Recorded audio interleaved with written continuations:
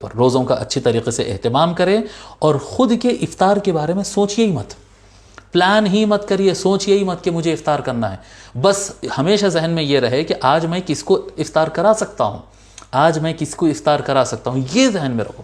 میں اپنے والدین کو افطار کراؤں گا، میں گھر والوں کے لیے افطاری کا انتظام کروں گا، میں پڑوسیوں کے لیے افطاری کا انتظام کروں گا، میں دوست کو کھجور کھلاؤں گا، میں فلاں کو میوہ پرووائڈ کروں گا۔ افطار کرانے کا سوچو۔ افطار تو دیکھو، اگر آپ کوئی چیز کا بھی انتظام نہیں کریں نا، افطار کا وقت آ جائے گا، ایک گھٹ پانی پی لیے تو افطار ہو جاتا ہے، جی افطار ہو جاتا ہے۔ تو خود کے کھانے کے لیے پلاننگ مت کرو۔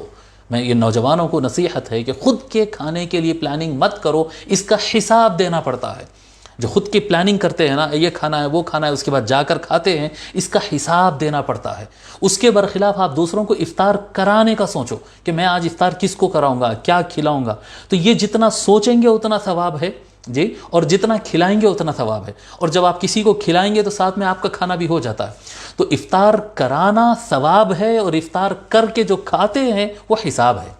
افطار کرنا تو بالکل بہت اچھی بات ہے، سنت ادا ہوئی، لیکن اس کے بعد جو کھاتے ہیں کہ حلیم کھا لیا، بھجیے کھا لیا، فروٹ کھا لیا، اور بریانی کھا لیا، اور یہ کھا لیا، یہ حساب ہے۔ یہ اللہ تعالیٰ کے پاس حساب دینا پڑتا ہے اس کا۔